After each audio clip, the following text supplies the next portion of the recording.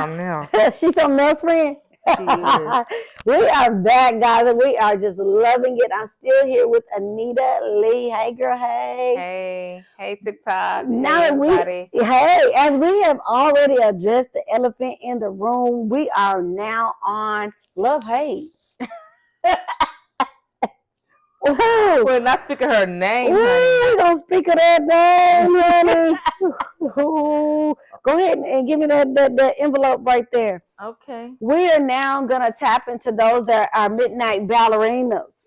We're gonna tap into a little bit of let me give you a little bit of we're gonna tap a little bit into a little bit of her right here, you know what I'm saying? We're not trying to be a stumbling block, but I mean that's what we're talking to. You look so much different than that, friend. I know. Look at her face, like girl, young, pretty little body. Ooh, body yaddy was yaddying, you know. No kids. Girl, just fun life. No. City life. Ooh, City girl. I'm scared. I love her. I'm so scared. So we want to even talk to the midnight ballerinas because some of y'all like, I ain't gay. I ain't none of the alphabets. But you are on them OnlyFans. You on TikTok after dark. You on that pole. So in such were some of you, friend. Mm-hmm. So we want to jump right into that. Tell me a little bit about her. Like, how did we even get here? How do we get here, friend? How did we get there? It's crazy because like you said, the gift comes by repentance. Oh, like I've always been a dancer, and I've always been known to draw people through dance. Yeah. Now, was it golly yet? No, it wasn't. Yeah. But I've always had that draw. Whenever I dance, people would just come around. There she go. It was always like I would draw attention just by moving my body, and it's like it was crazy because I remember just like seeing videos, like you know you had the uncut videos. Yeah. Back then you had the Nelly Tip drills and all that. Come on, where's that BET after midnight? And so I'll be like, man, I'm gonna be her. Like, yeah, I'm gonna be her. I desire that. I like that. It's fun. It's energy. It's a lot of attention. Mm-hmm. So for me, it was like it wasn't because I really needed the money, but it was more of I like the attention that I give. Okay. Because I had a good job, you know what I'm saying. But how it kind of started was I've always been, like I said, a dancer, and people would actually like pay me when I'm dancing with just clothes on. They just start throwing money. Like I wouldn't even have to be naked. I could just have on this outfit right here, and I can get up and go in the middle of a club or a party, and people will pay me clothes.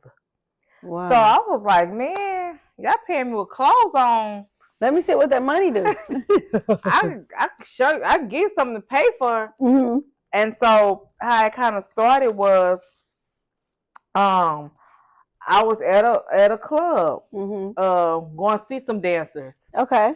And they wasn't really hitting on nothing, so it was a group of guys. It was like, Nita, you need to get up there. You get up, and I had on business tie. I had on like some slacks and a blazer. So let me get this right. You had a daytime job. Yeah. Okay, where were you working? I was working for a law firm. So she was working for a law firm. Mm-hmm. She did not need any money. She just going out casually, having fun with her friends. Okay, and then what happened? So they was like, Nita, you ought to get up there because she's not really hitting on nothing. I was like, y'all play too much. You know, I'm laughing. Like, no, go ahead and get up there. So it was like a slow night there. Mm-hmm. And I had got up there and I had on these gray slacks. I never forget gray slacks, like a little blazer outfit. And I was on with them slacks on, giving it all I got. Really? In the work slacks, y'all. And I made like maybe $100 off that one song. Mm-hmm. And I was like, yeah. We finna see what's happening. So the manager came. He was like, I like the energy you brought tonight, you know. And I was laughing like, I was like, thank you, I like to have fun. He was like, how would you feel about doing that? Like like maybe once a week. And I was like, okay. So he was like, so next Thursday, I want to see you back here, and I'm gonna get the flyers printed out. I'm gonna get. He was like, I'm finna really hype this thing up. Okay. Assign me a promoter, and they started like just hyping it up to bring more people there and get it going. Really? So what was your thought process with this? Were you just going with it? Or were you like, I probably shouldn't be doing this? Or did you have any reservations about Heck it? no! I was like, yes, it's opportunity.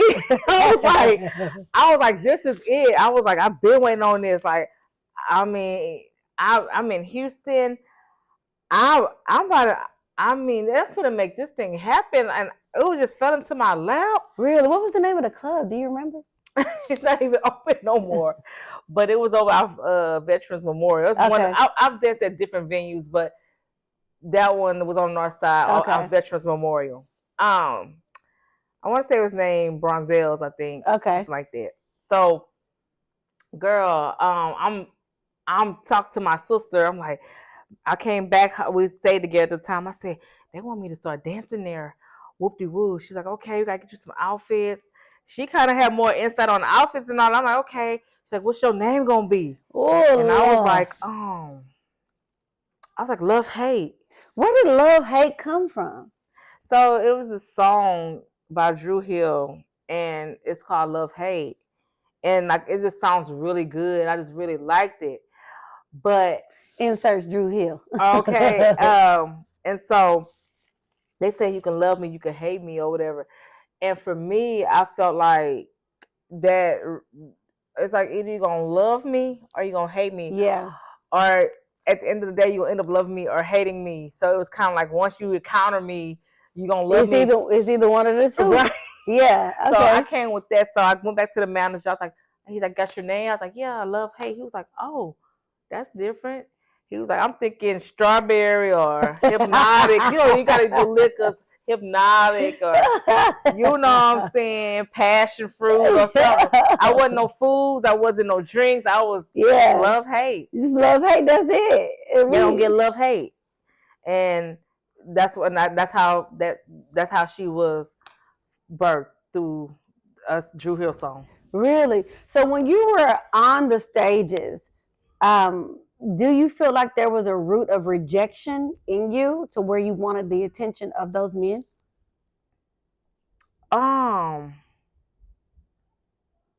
It's crazy because I always try to think back to why did I had to resort to her. Mm-hmm.